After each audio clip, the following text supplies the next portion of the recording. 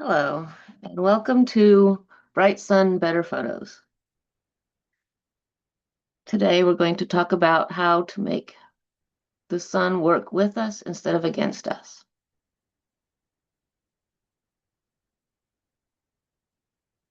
Hmm.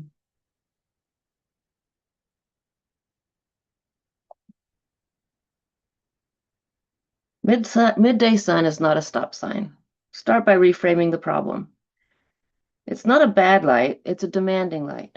It gives us four big challenges: bright highlights, deep shadows, glare, and very bold color or texture. Instead of fighting all of that at once, we pause and decide what kind of light problem we actually have. The key choice is simple: soften it, shape it, or control it. Soften it when the light is hurting the subject. Shape it when the shadows or contrast can become the photo. Control it when the settings, filters, or exposure need to protect the important details. This is the whole framework for the rest of the session.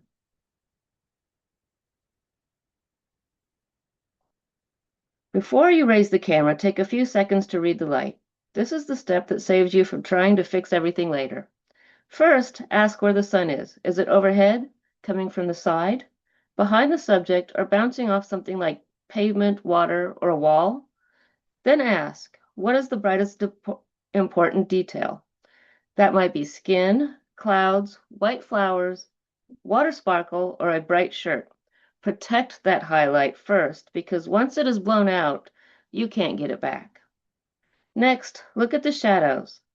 Are they cutting across someone's face? Are they cluttering the scene? Or are they interesting enough to become part of the composition? Also, watch your subject. If they are squinting, the light is already working against you. Turn them, move them into shade, put the sun behind them, or wait for a cloud. Finally, check for glare. Leaves, water, skin, cars, and pavement can all bounce light back at you. Sometimes a polarizer helps, but sometimes the better fix is to change your angle. The field phrase for the slide is, what is the sun doing to my subject? That one question keeps us from blaming the camera when the real issue is light. This slide gives us the main decision tree for shooting in harsh light. Once we read the light, we do not need to panic or immediately start changing random settings. We pick one of the three moves: soften it, shape it, or control it.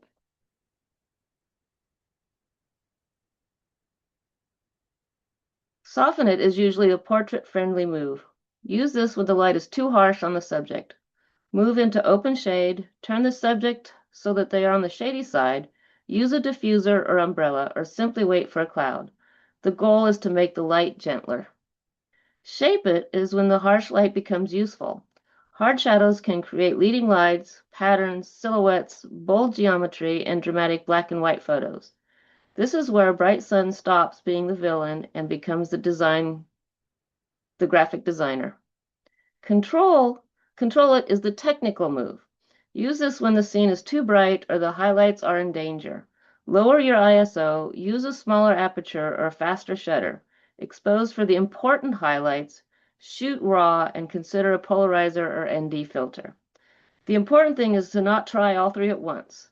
Pick the move that fits the scene in front of you. Ask, does this light need to be softened, shaped, or controlled? This slide is not about memorizing settings as a magic numbers. It is about having a few anchors so that you are not starting from scratch in bright sun. Sunny 16 is the classic starting point. In full sun, try ISO 100 f16 and around 1/100th or 1/125th of a second. That does not mean every photo should be shot there. It just gives you a mental baseline. From there, you adjust the photo for the photo you actually want. Next is protecting the highlights. In harsh sun, the brightest areas can disappear fast. White flowers, clouds, shiny water, pale clothing, and faces in strong light can all lose detail. It is usually safer to expose for the important bright areas and lift shadows later, especially if you're shooting in RAW. A polarizer is helpful when glare is stealing color or detail. It can deepen skies and cut reflections from water, glass, leaves, pavement, etc. The trick is to rotate it while looking through the viewfinder or screen because the effect changes as you turn it. An ND filter is different. It does not cut glare. It simply reduces the amount of light coming in. That lets you use the slower shutter speeds or wider apertures when the sun is too bright. The main takeaway: settings are tools, not the decision maker. Decide first what the light needs, then let the settings support that choice. Gremlins are the repeating bright sun problems that show up again and again. The good news is that most of them are not mysterious. They usually come from the same few causes: too much contrast, light coming from an unflattering angle, glare bouncing off of surfaces, or the scene is simply too busy. For blown highlights, the fix is to protect the brightest important detail. Use your histogram or highlight warnings in your camera if your camera has them. Dial exposure down if needed, and shoot raw so you'll have more flexibility later. For raccoon eyes, the problem is usually overhead sun. The brow casts a shadow over the eyes, and the face starts looking tired or harsh. Move the subject into open shade, turn them so the sun is behind them, or add a reflector or fill flash. For flat color or glare, think about reflections. Leaves, water, grass, glass, haze, and pavement can all wash out the scene. A polarizer can help, but also try changing your angle. For messy shadows, decide whether the shadow is helping or hurting. If it is interesting, make it part of the composition. If it is chaotic, crop tighter or move. For too much scene, the fix is to simplify. Use a longer lens or tighter framing to isolate one strong detail instead of trying to photograph the whole sun-blasted universe. We'll see this more clearly in the Nigel Danson video coming up. The big reminder here is: talk first, setting second. Name the problem before you start spinning details. Now we move from the bright sun advice to subject-specific choices. The same sunlight can help one subject and hurt another. A portrait, a landscape, a street scene, a flower, and a beach photo may all need different treatment, even if they are being photographed under the exact same noon sun. For portraits, the priority is usually the face. Look for open shade, backlight the subject, use a reflector, add fill flash, or use bright pavement as bounce. The goal is to avoid squinting and harsh shadows under the eyes. For landscapes, bright sun can flatten the big view, so look for side light, clouds, repeating shadows, smaller scenes, strong color and texture. This is where you may stop trying to capture everything and start looking for one cleaner piece of the scene. For street and architecture, hard light can be wonderful. Deep shadows, diagonals, reflections, silhouettes, and graphic contrast can make the photos stronger. Here, the shadow may not be the problem. It may be the whole point. For flowers and macro, harsh sun can make petals and backgrounds too bright. Shade the subject, use a diffuser, and watch for distracting background highlights. For water and beach scenes, glare is the big troublemaker. A polarizer can help, but exposure still matters. You can also use backlit sparkle or abstract reflections as part of the image. The question for this slide is, what does the subject need from the light? Not every subject needs softer light. Some needs drama, some needs control, and some just need you to move 3 feet to the left.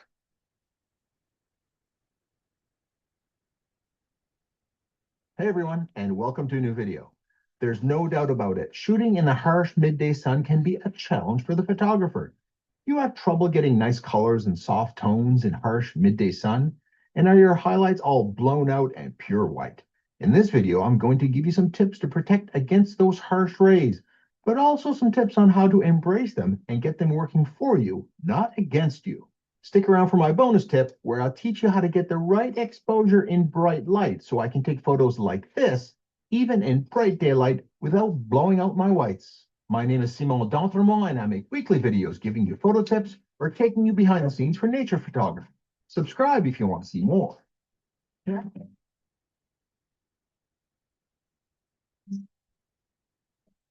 Right before we get into tips, let me briefly explain what the problem we're trying to solve here is, so my advice later will make sense.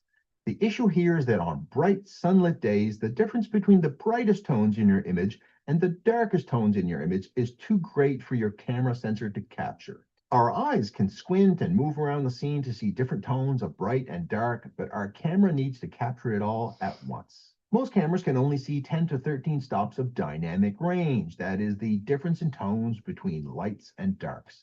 Let's say from here to here on this histogram. But in full bright sun, the brightest parts extend beyond what the camera can capture, so we end up with blown out whites. Colors also look muted when overly bright. You lose the beautiful saturation when too bright, and they look more colorful with a more natural brightness level.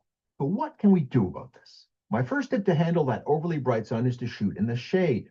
While that doesn't sound like brain surgeon advice, there's a few different ways we can do this. Not all shade is created equal. First, we can simply go to a shady area, like indoors or behind a building. Note, though, that if you pick your shade correctly, you can get light reflected from a nearby building and get a more softly lit scene that isn't so dark. So pick your shady area with this consideration. Another shady area would be under the canopy of the trees. This can provide a very nice light as the leaves will filter the harsh light, but leave enough for properly illuminating your scene. Here's a bird photo of mine taken under the canopy of the trees. Notice the light is soft and there are no harsh shadows to deal with, which makes getting the right exposure easy. Trees can also give you a nice effect with dappled light, varying in intensity and brightness, but no dark darks and bright lights. Easy to capture and gives a neat look. Also, keep an eye out for the scenario where the subject is in the shade, but the background is in the sun. This is my favorite effect in wildlife photography and leads to a wonderful look like in these photos of mine. Note the lack of shadows on the subject and the cool look of the subject against a bright, warm background. My second tip about shooting in the bright sunlight is to shoot the shady side of your subject. When you have a chance to move your subject or get the shady side of your subject, the harshness of the sun will be minimized and the tones and shades of your subject will be much softer. Your subject can look quite dark, though. You can get some extra light on your subject with an LED panel or a reflector for some natural light.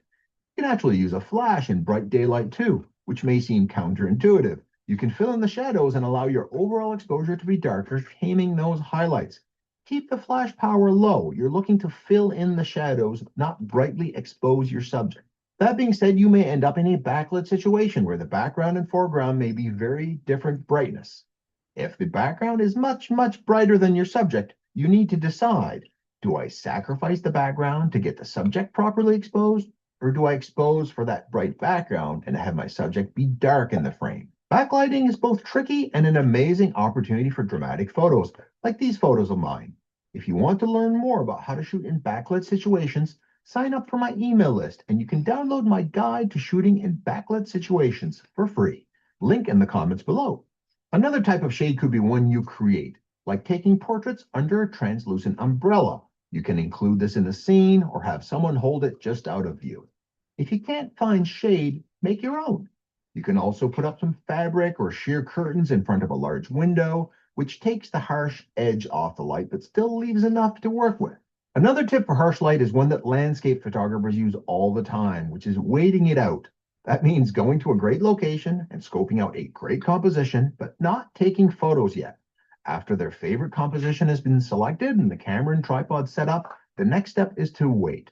Softer tones at sunset or a passing cloud or maybe even some passing mist can cut into that bright sun. That's what I did last week on a trip to Cape Breton, Nova Scotia. Once I had my composition, I could simply have taken this shot, but by waiting for a bit, some mist and some clouds allowed me to get this shot instead. So after you've looked at all these strategies to manage the bright sunlight, let's say you're stuck with it and have no other choice but to shoot in the bright sun. What do you do then? Here are some tips. My first piece of advice when you're stuck with bright sunlight is to use it to your advantage. That is, look for ways for the bright light to make the shot, not ruin it. Can you have a scene make more sense if it was brightly lit with sun? Maybe the message in your photo is that it was unbearably hot today, or that this was taken in a hot climate. Silhouettes are another way to get that bright light to be part of the photo. Can your subject be dark and moody against a bright background? Note that silhouettes work best if it's clear from the outline what your subject is. Like in this elephant photo of mine, getting an angle to your subject such that the silhouette reveals its identity is a great trick. Harsh light and shadows can also work well in architecture photography, where you focus on the shapes more than the details. What's your favorite tip for shooting in harsh light? Let me know in the comments below. If you just want to try and get the photo but the light is harsh, one option is to use the HDR function available in many cameras by shooting bracketed exposures to achieve a photo high dynamic range. What this means is taking one photo properly exposed, one brighter, and one darker. On my camera, this is accessed by choosing the exposure compensation indicator on the back of the LCD and turning this wheel. You'll see it chooses 3 exposures and can adjust how far apart in exposure they are. Then take 3 photos. Your post-processing software, like Lightroom that I use, can combine the different exposures by using the bright parts of the darkest exposures and the dark parts of the lightest exposures to make one photo that combines the best of all the shots. Note that this can leave the photo without much contrast and look a bit lifeless. You can get some life back into the photo by increasing the contrast and getting some shadows and highlights back into the image like in real life. Another way to tame bright light if you're stuck dealing with it is to use a polarizing filter, which specifically reduces reflected light, like from water or shiny surfaces like bright cars or wet leaves. A circular polarizer is one where you can rotate it to get different levels of correction, and you can use it to experiment with different effects. Here in this car photo, I can rotate the filter to get the reflections to look different, giving me different creative choices. Maybe the reflections add to the photo rather than detract from it. A polarizer can also bring some color back from the sky, like deeper blues and more contrasty clouds. And I promised you a bonus tip. If you're stuck shooting in really bright light, try exposing for the brightest parts to preserve them. That usually means shooting the photo overly dark and underexposed, but just short of blowing out those highlights. You can then raise the shadows in post-processing to make the photo closer to what you wanted. A couple of tips to get that exposure right, though. First, use your histogram and expose the photo so that the brightest parts, represented here, are just short of touching the right side of the histogram, as anything touching the right side would mean that the whites are blown out. Secondly, use highlight alerts, which we call blinkies, that tell you when you've clipped the whites and overexposed them. Take a test shot and check them on your back LCD. If they blink, reduce the brightness of your exposure. If you like that last tip or would like to learn more about using a histogram, check out my video on that topic, which you can see right here. If you thought this video deserving, give it a like and YouTube will share it with even more photographers, helping them grow in this great hobby. I hope you can use these tips the next time you go out in bright sunlight and still come home with great photos. I know you can do it. Bright sun, harsh light, what do you do? Okay, you're in summer, so sunrise is like 4, 5 o'clock, sunset 9 o'clock at night. Ideally, you want the golden hour, but the practicalities of life is that you've got to work and you've got a life. So you might not be able to get up at 4. You might not be able to stay out till 9 o'clock to get that golden hour. So can you actually take decent pictures in harsh light and bright sun? Well, by implementing a few techniques, you definitely can. That is what we're going to be exploring in this video. So I was in this scenario a little while ago, and yeah, so I'm going to show you how I tackled it. Now, this is for pictures where you would ideally want the golden hour, right? Landscapes, maybe cityscapes, etc. We're not going to be talking about, street photography, portraiture, or anything like that. So let's go into Lightroom and look at how I dealt with the situation and the final pictures that I took. Okay, so here's one of the pictures that I took, and here's another picture that I took. Now, we was at, I think it was about 4 or 5 o'clock in the afternoon in summer. I had a training course the next day. I was staying in a hotel up London. I had to get back to prepare for it, right? I would have loved to have got these shots in the golden hour, the sunset in soft, warm light, but I didn't, right? So what could you do? Well, in this scenario, or in these scenarios, I used a 10-stop filter. I used the harsh light to my advantage. I clearly turned it black and white and added some editing techniques, which I'm going to go through with you in this video. And lastly, composition. Composition is key. let's go over to the screen and now explain to you the settings, how I took the shot, etc. Okay, we'll start with this one first. All right, so that there is the picture. If you just snapped the picture, that's what would happen. All right, and for those of you that don't know London, this is the Millennium Bridge. You've got the Shard over here and you've got Tate Modern here. And as it stands, it is, you know, it's not really a good picture. You would never post it. But what you have got is iconic buildings, iconic bridge, iconic city, and compositionally, what we've got is actually a really nice picture. I was pleased with the composition because we've got the Shard under the bridge, we've got the Tate Modern, this kind of mirrors the Shard, and then you've got the bridge coming in diagonally through the frame. We've also got a shadow from the bridge. Again, this is talking about using the harsh light to your advantage. I thought, well, I might, if seeing as the sun is really bright and really harsh, we might as well wait for it to come out and get a really harsh shadow on the River Thames. So we've done that like that. And we've added a little bit of the, I don't know what these are called, wooden things that are, when the tide goes out, that's what's shown, okay? So that's it snapped just with P mode on your camera, all right? And we've got an exposure at the top here at f7.1, 1/200th of a second. We're using an ultra wide angle lens. Let's have a look now if you put a 10-stop filter on. That is this here, okay? So for those of you that don't know, a 10-stop ND filter is like putting a pair of sunglasses on your camera lens. It stops the light coming into the lens, which enables you to open the shutter for longer, giving you a longer exposure. Now, when you get a longer exposure, you can smooth out the water there. As you can see, you can smooth out the water and you can blur the clouds in the sky. So already we're getting a more interesting shot. It's more interesting because obviously you're not used to seeing the River Thames nice and smooth. You're not used to seeing clouds blur in the sky. So already we're getting a more of an interesting shot here. And this exposure was at f16, 30 seconds, ultra wide angle.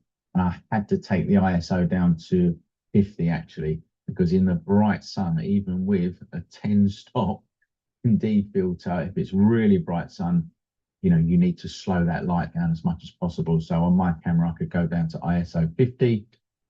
And that's what I did, just to give myself an extra stop of slowing the light down. And then we process it through Lightroom and we get this image here. Now, again, would I have liked the golden hour in this particular shot? Yes. Practicalities of life stopped me from getting the golden hour. So we can still, with that technical knowledge of photography and composition, get images like this, which are postable. This will go on social media. We'll get loads of likes. It's as simple as that. I also had a little bit of luck because the tide was really low at this particular time when I was taking this picture. So that enabled me to walk down the steps and get down low, which don't usually happen, by the way. And I've got this picture here.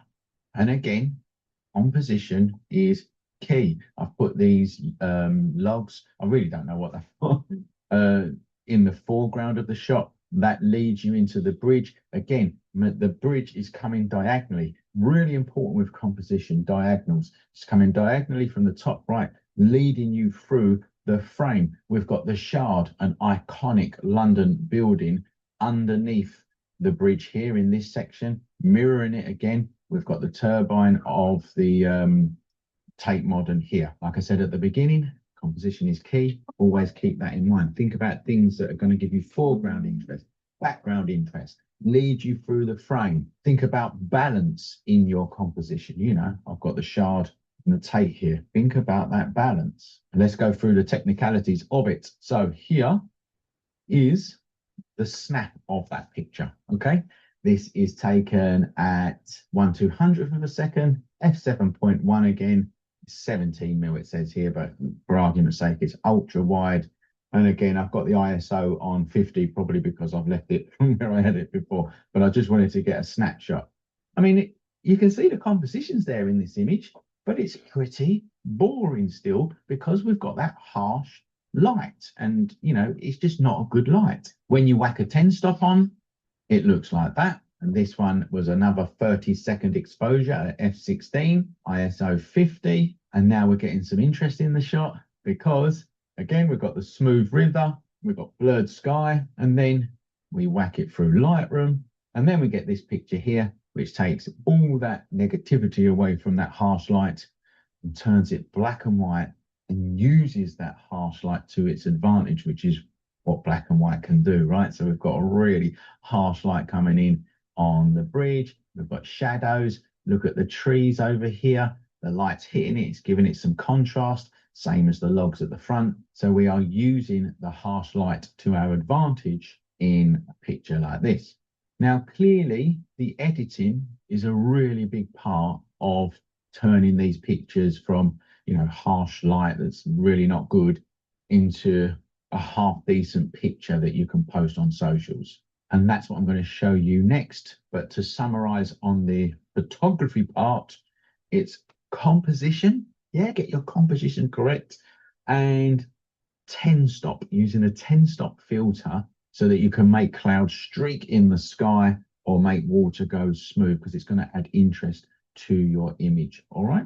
So now we're going to look at the editing. But before we go into that, if you do want to learn how to do these long exposure images, if you do want to learn how to edit photography in Lightroom like this, then we've got full-blown in-depth courses over at the School of Photography. It will save you so much time in the end if you actually invest in some paid education. And I can tell you now that there is no one better than the School of Photography to teach you photography. Just go and check out all of our feedback if you don't believe me. So if you want to learn photography properly, if you want to learn editing properly, we've got loads of other stuff over there like wildlife photography, landscape photography, fine art photography, portraiture, studio lighting. I mean, the list is endless. All right.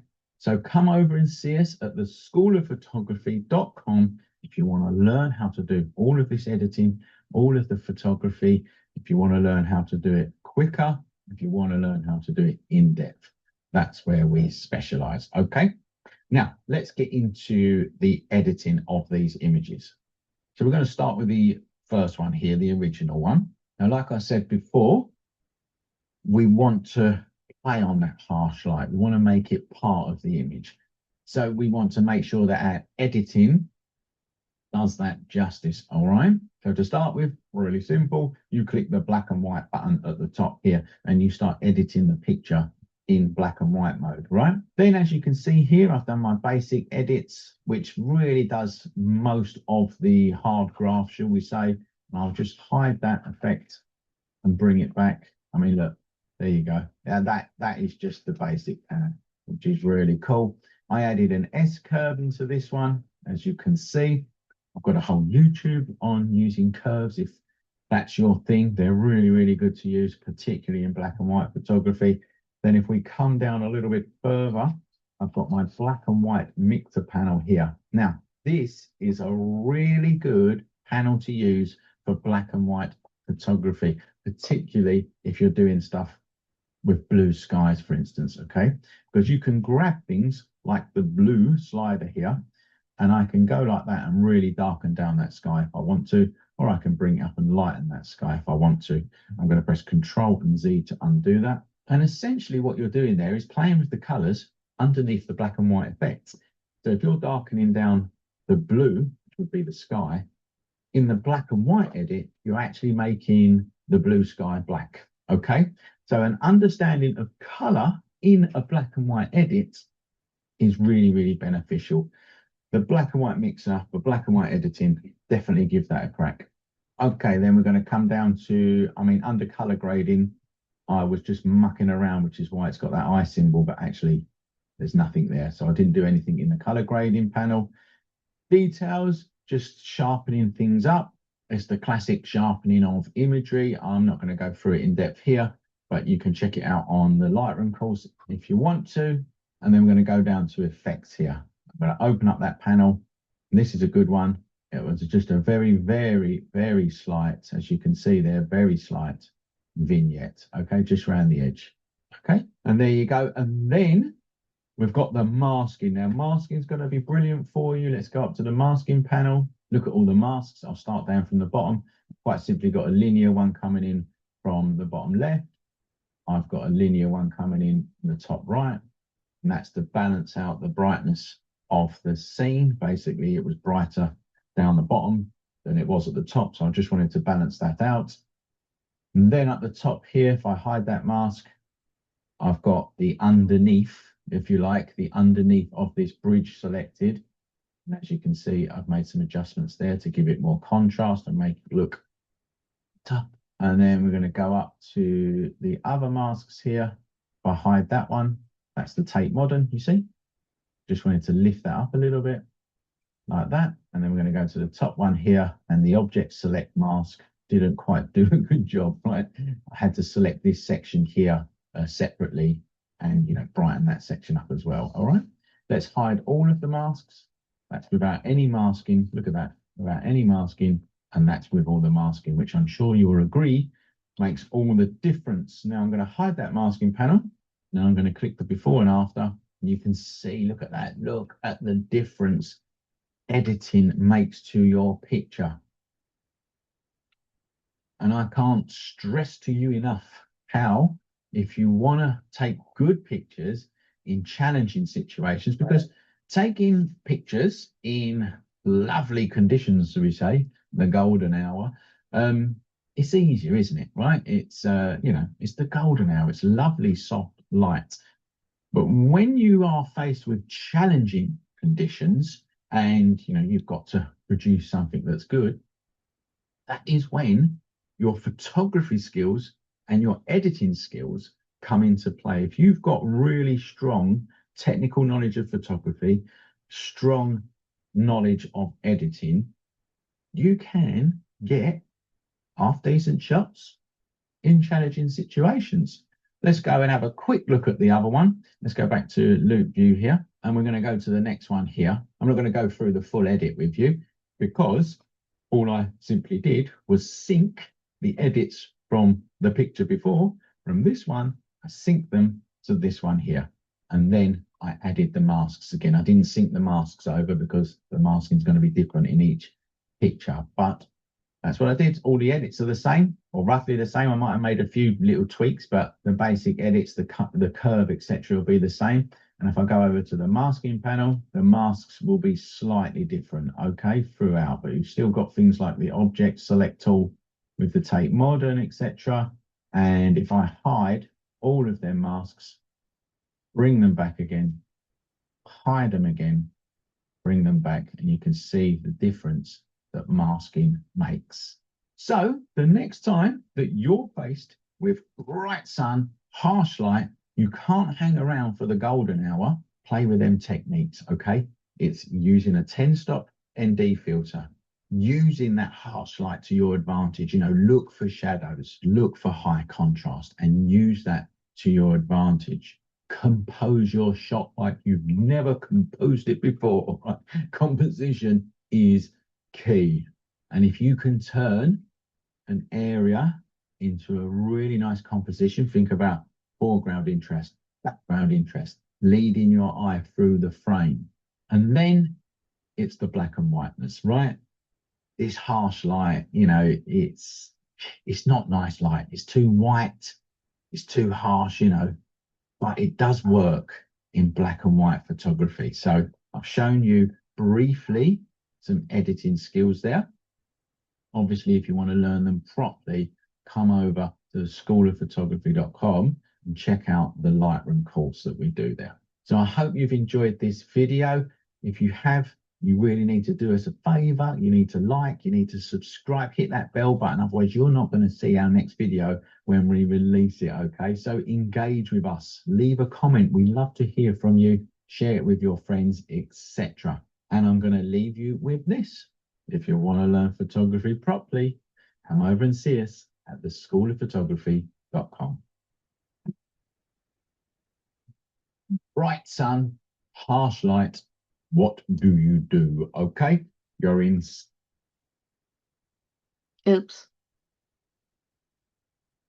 A big thanks to Squarespace for sponsoring this week's video.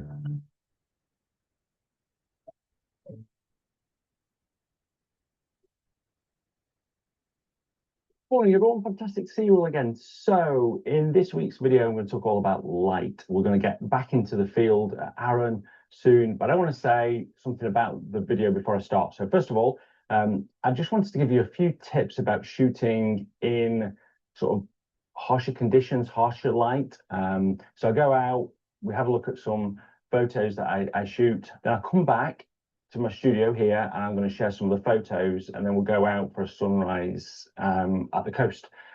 So that's it. Enough of me talking. On to the video.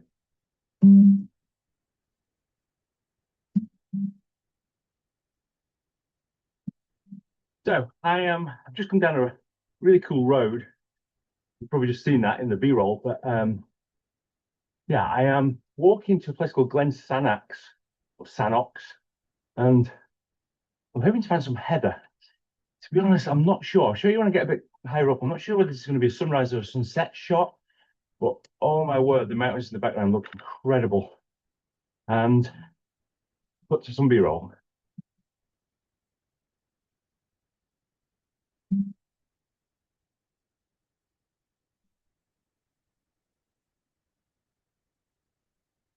So I've just stopped here just to work out where the sun's going to go down, and just a bit of video and a photo here as well. But you can see the mountains over there, and I've just got my phone and worked out where the sun's going to go down. I think it's going to go down over the top of that peak over there at about maybe about 6:30.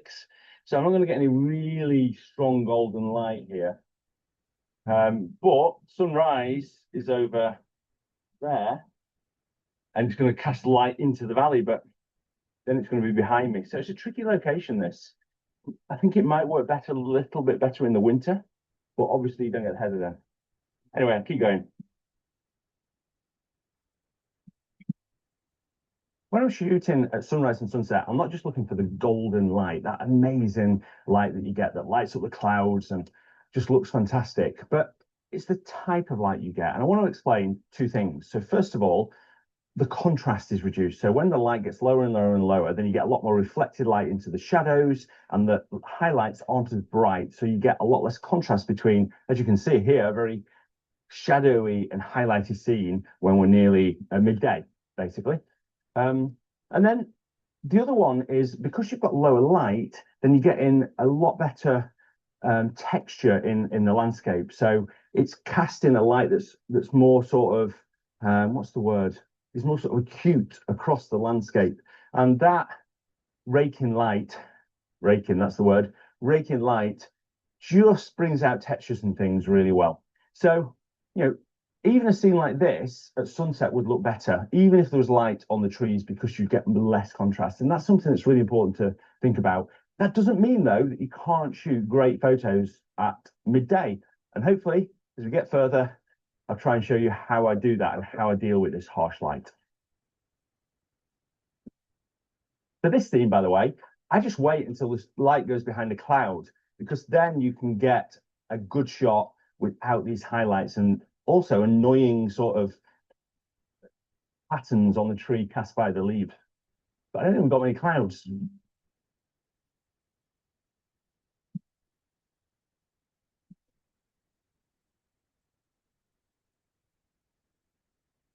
So as I've just been walking down to the river here, I just spotted these trees in the shade. So they've got a lot of shade by all the leaves, but there's a view through to the mountain in the background, and the mountain's got some cloud around it, which I think is really nice rather than just blue sky, because I think the blue would just be detract. But the really good thing is there's no distractions in this foreground. There's not a lot anyway of light in this foreground, but the problem is that then you've got a massive dynamic range. So what I do here is I just bracket it and do, I only have to do one. I'm shooting at 24mm, so I don't have to focus stack it because there's nothing in the foreground. This is quite a long way away from the camera. So I focus in the midground here, shoot at like f13, and then just bracket the exposure. And then you just stack that in Lightroom. And I'll show you the photo now. But a good way of dealing with light is just trying to separate it like this, rather than I've just got patches of light here. This is in shade, that's in sun, and the sun sort of draws you through the image.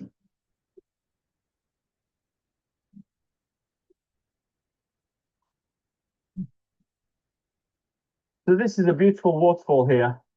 And the sun coming from behind is quite good because you get like nice backlit water, which is always good for a waterfall. You don't really want the sun coming from that direction. You want it from behind. So the waterfall would look good. You could do some close-ups of the waterfall, but I feel like the mountain in the background, the sun's not great because it's getting sort of quite harsh light and it's not raking across it enough to create any texture. And then the clouds above it are quite a big contrast as well. So nearly there, but yeah, not quite. Don't fall in. Let's keep going with a wet foot now. It's a really pretty path this by this river, but you can see here that the light's really hard because it's coming through the trees and creating all sorts of shadows. So I probably wouldn't try and shoot something like this. I'd want this more in the shade or rain or something like that. I'm going to keep going because I've seen a lot of heather on the other side. There's not much on this side. And on the satellite image that I've looked at, it looks like I can cross higher up. So I'm going to keep going, see what I can find. So as you can see, it's pretty sunny here. But I found a nice little shot, actually. Someone just went in. I wasn't quick enough to get a shot, but I've got the mountain sort of up there somewhere you can probably see. And I'll show you one here anyway, probably the best bit. So yeah, I've got the mountain here. Trees sort of going round it, and then the stream and the grass at the bottom. There's not a lot of distracting sort of light areas on the grass. So I think that's nice to get to the stream and then jump through to the mountain because that's the brightest area. Again, I'm using light to sort of transition the viewer through the scene.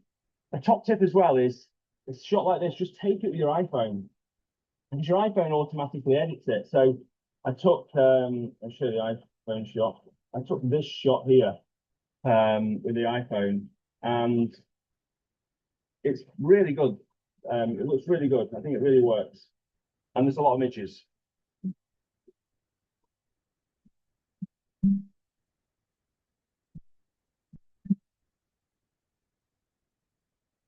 The sun just went in, and this tree was in the shade, and there's a nice shot through there. So I quickly took a shot. I'm going to take another shot with the sun, the tree in the sun, and just show you the difference. I feel like the one in the shade should be a little bit better. I might be wrong, but we'll compare the two and see what you like. The point is, it's just understanding the difference between the two and whether you think the light's adding something or taking something away from the photo.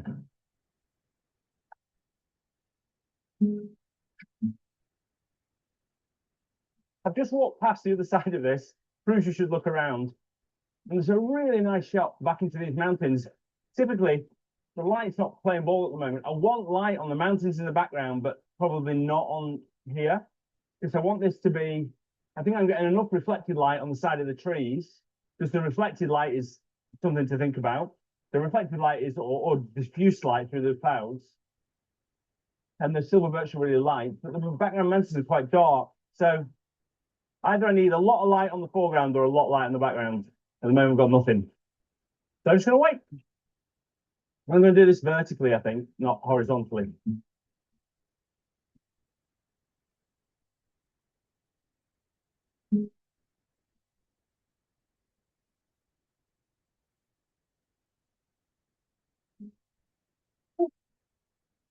So I've just crossed over the stream here, and I still haven't got any light in the mountains in the background. I don't know why, but I think the clouds are coming over the mountains and collecting, and they're just not providing enough light for the mountains, but the sun's just getting through onto the foreground, which is good. I can show you, you know, these ferns and everything look great. I'm not sure about the river. I think that might be a bit distracting, but I'd love to be able to have a little bit of light on the mountain just to connect the foreground and the background, because at the moment I feel like it's two separate images, almost like the background mountains and the foreground. However, when I edit it, you never know, I might be able to pull something out. And you can see now the light's dropping, the sun's going in, and it's sort of, everything's blended together a little bit more. So I'll take one again in the shade. It's sort of thing you've got to think about when you're out in the middle of the day like this. Oh, it's raining over there. I mean, I've just shot a shot in that direction as well. just using the layers, and I'll show you now that and this. It's just spectacular whenever you're here.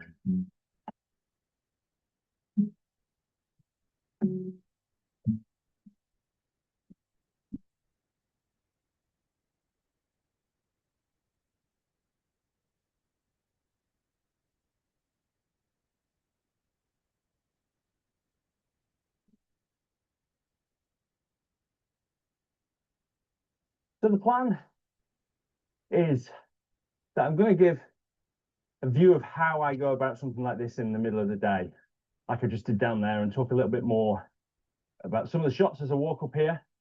And then I'm going to go back to the studio and just give you some more tips. So wait till the end of the video. I'm going to try and give some really good advice for different lighting conditions as well.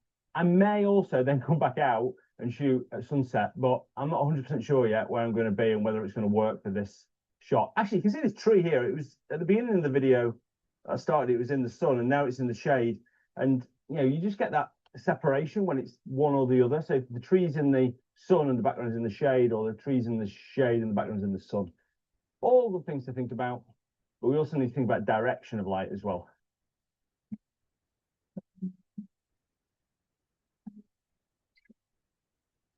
So I hope you enjoyed that. It was pretty good, just exploring in that light, and I think I got some half decent shots. They weren't amazing, let's face it, but I always find it useful to go out and just try and experiment in different lights, see what it's like when the light goes behind a cloud, or you know, is it better to have some harsher light or not, you know, some shadow light. So I wanted to go through some examples. So first of all, this was taken a few weeks ago. I was actually with Jack Lodge photographing in the Peak District, and I think this works quite well. It was taken around about 7 o'clock, so it's probably, I think it was about 2 and a bit hours before sunset, and we've got a little bit of low light, but it's still quite harsh. But I really like this shadow line that goes up here, so this sort of line here, and the way that we've got sort of light and dark in this foreground, but it sort of leads your eye through, and then we've got some nice light on there. There's nothing too distracting. It's quite simple in the foreground. Light in that works really well. Same in this shot here from Luscombe Tire. I think that the play of light and shade in the foreground really is what makes this foreground. If it had had light that was directly behind me and a little bit higher, I don't think it would have worked, but this is sort of raking across from slightly in front of me. So I think that worked pretty well as well. And again, this was midday. Well, it wasn't, it was 3 o'clock, but it's harsh light. And it works really well because it's the shadows and the on all these textured sands that makes it look so good. So you know, you can use light and shade really well, and sort of my advice is just go and check it out. So go and just go with your phone and just to go and explore light, and it'll really help you. Sometimes though you don't want the harsh light, so this was it's not the same foreground, but this was with some warm light on, but this was where there was no light on the foreground. There was still some frost on this foreground, and this works really well because I feel like this draws your eye into the image, to this warmer area of the image here. I think if I'd have waited and had sunlight on these rocks, then I think it had looked probably a little bit flat, the image. So sometimes it works, sometimes it doesn't. This is a really good example of something was shot. Again, this was 10:30 in the morning. I was with Mass actually in Wales. So this is a shot where the trees have got sun on it and the background's got a little bit of sun, a little bit of shade on it. But I'm looking at these trees here. But if you look at this shot where they're in shade now, it works so much better. You know, and it was literally, that was 10:29, that was 10:31. You know, there's just waiting for a cloud to go over. It makes such a big difference. This was a little bit earlier when I was with Mass to try and take a portrait of Mass. Again, having that raking light that I was talking about, where you know, the light, if the light was behind me, all this would be flat and it wouldn't look great. But having it just slightly in front and side light looks so good in this case. Again, with this one, I've got this using the light to sort of create this line through the image here. So you can use light so powerfully in the middle of the day, or you know, certainly not at sunrise and sunset. and it's well worth thinking about. Go and check it out. Go and try different things. Experiment. Sometimes you need shade. Sometimes you don't. But it's just about experimenting and just having fun, really. Before I get on to show you the sunrise that I had there, there's just a few minutes at the end of the video, which was really exciting. I shot this lighthouse. I just want to say thanks to this week's sponsor, and that is Squarespace. Squarespace have been fantastic to my channel. They've really helped, but more importantly, as not just as a sponsor, but as a fantastic platform for building my website. So I use Squarespace for my website, not just the e-commerce for selling books like Luscantire and Seascapes, still copies of these available, by the way, but also for showing my photos and building gallery. I have control of it. I don't have to have any compression that you put on Instagram and Facebook and things like that. So you can see here, I added a gallery for Luscantire, and you can go and have a look at my Luscantire images. It looks fantastic. It was super easy to do. You can scroll through them. There's loads of different templates to use for this as well. And if you want to get 10% off, then you can use offer code Nigel or go to Squarespace/Nigel. Right, let's go to that morning, that lighthouse, some drone shots, and some reasonably nice light. Well, I should say good morning, everybody, again, but it's the next morning now, and I'm down here by the beach and shooting some seascapes, which is, I haven't done this at all. I've just shot mountains up to now, but yeah, this is a completely different use of light than we were doing in the middle of the day. The light is coming from over here. I'm shooting in this direction. The light's coming from the left-hand side from over here, and it's good. I've got here about 20 minutes before sunrise. It's good because there's no light at the moment on the foreground, so it's quite soft lighting. But then when the sun comes up, if it gets above this cloud, which is looking unlikely at the moment, then I'll get some nice raking light across this foreground. It might be about probably 15 minutes after sunrise, and then I'll get really nice light, and I'll show you that, and then we'll go back to the studio. But I've got some nice clouds, so I'm hoping that they're going to light up, but doubtful. We may have it all. Up the ladder, down the road. Different mysteries. Full of mixed with tea. We are most of the time. The sun's just come above the cloud now. I actually threw my drone. You've probably seen some B-roll either now or in a minute. But we're just about to get some side light on this rock here. I've struggled a little bit. I've got a really precarious tripod position, and yeah, I mean, I think there's probably too much rock here, so I might angle it a little bit. And then I've got a place here where you get all the curling stones from, this island here, and then we've got a lighthouse here. The clouds aren't amazing at the moment. The best light, there wasn't light on the land because it just got blocked by a cloud over there, and then the headland over there as well. This is amazing though. So amazing. Almost, it doesn't get better than this, but light wasn't quite right, so Brady doesn't get it. Sorry. Morning on Aaron. Right, better get this photo. When I'm covered, you scared me.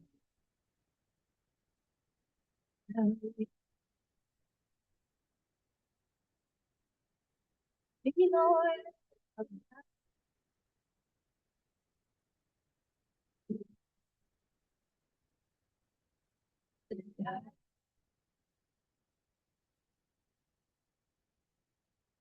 Back again. Okay, we finally got the light, and bit of a better composition here as well, I think, after been angling it a little bit. So yeah, pleased with this, and here are the results.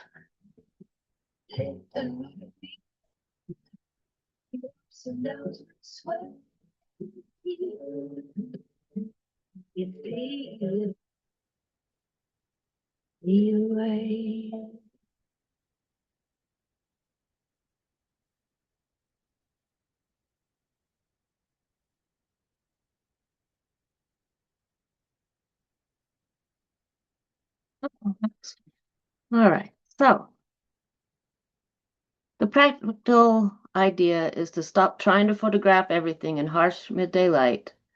The big scenic view often becomes too loud.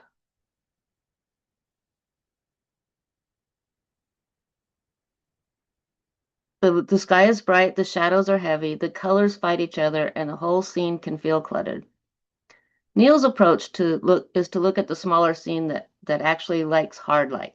First, do not force golden hour mood onto noon light. Midday sun is not soft and romantic, so do not ask it to behave that way. Look for subjects that work with contrast, leaves, railings, arches, bridges, doorways, rock textures, reflections, and strong shapes. Second, search for the shadows first. Shadows can become leading lines, frames, patterns, or graphic design elements. Instead of treating shadows as damage, ask whether they can organize the photo. Third, go smaller. Use a longer lens or tighter crop to isolate one useful detail. A doorway, one patch of light, one leaf, one reflection, one repeated pattern. This is the tiny scene over noisy panorama idea. Fourth, watch the clouds. Even one passing cloud can soften the scene or create a spotlight effect. Sometimes the best move is to simply wait 30 seconds. Finally, use harsh light as scouting time. If the scene is not working now, notice what could work later when the sun angle changes. The takeaway, when the whole landscape is shouting, do not shout back. Find the little quiet photo hiding inside it.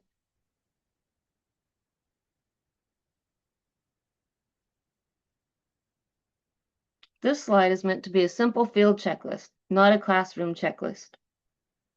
If it is deliberately short enough to actually use while you're outside with the camera in your hand. Before pressing the shutter, run through these questions quickly. First, can I find open shade or make shade? If the light is too harsh, moving even a few feet can completely change the photo. Second, can I turn the subject so the sun is behind them or coming from the side? This is especially helpful for portraits because it can reduce squinting and harsh shadows on the face. Third, check for under eye shadows and squinting. If the person looks uncomfortable, the photo will probably feel uncomfortable too. Fourth, think about flare. A lens hood, your hand, a hat, or some small change in angle can sometimes clean up the image.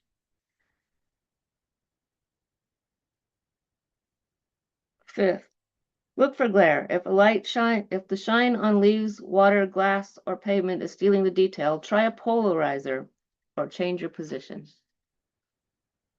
Sixth, protect the brightest important detail. Bright sun can erase details quickly, so expose carefully. Finally, ask whether the scene would be stronger in black and white. Harsh light often gives you bold shadows and strong contrast, which can work beautifully without color. The goal is not to slow yourself down forever. The goal is to build a habit, pause, read the light, make one smart choice, then shoot. We've talked a lot about what the bright sun does to the photo, but bright sun also affects the photographer and the gear. Like me, heat intolerant here. Anyway, a good summer shoot is not just about protecting highlights. It is also about protecting the human holding the camera. First, protect yourself. Drink water during hot shoots. Use sunscreen, especially in the face, ears, neck, and hands. Those are easy places to forget when you're focused on the camera. And if you feel dizzy, overheated, or uncomfortable, step into shade. No photo is worth melting yourself into a camera club puddle. Second, protect your gear. Keep your camera bag shaded. Do not leave cameras, lenses, batteries, or memory cards baking in direct sun or in a hot car. During breaks, touch your gear. If it feels too hot for your hand, it's probably too hot for it. Third, watch humidity and fog. Moving from air conditioning into humid outdoor air can fog lenses. Give your gear time to acclimate gradually. Silica gel or desiccant packs in the camera bag can help manage moisture. Fourth, plan smarter. Whenever possible, shoot earlier, later, or during shade-friendly parts of the day. Scout shady spots ahead of time, especially for group outings, and build in shade and water breaks every 15 to 20 minutes. The key reminder is at the bottom. Heat can affect sensors, batteries, and camera performance. Humidity and air conditioning transitions can fog lenses. So summer photography is not just exposure management. It is heat management, moisture management, and common sense survival with the lens cap. This is our practice menu. This is your homework assignment. The point is to give you a few small assignments you can try outside instead of walking around thinking, I guess I'll photograph something. Pick one recipe based on what is available. If there are people, try shade portrait. If there is strong backlight or backlit glow. If the shadows are interesting, try a shadow graphic. If the wider scene is too busy, try a tiny landscape. Each recipe is deliberately small. You're not trying to make a masterpiece. You're practicing one decision, soften it, shape it, or control it. Before I wrap up, thank you for listening and for spending part of your time listening to talking about one of the most annoying kinds of light we run into. The big takeaway is simple. Bright sun does not mean you have to put the camera away. Pause, read the light, and decide what the scene needs. Soften it, shape it, or control it. The handout that you picked up on the way in has a checklist, quick recipes, and source links. So all these videos and everything is right there. So you do not have to remember all of this from the slides. Take it with you, use it outside, mark it up, or try one idea next time you're shooting full sun. Thanks again for coming. Have a good one.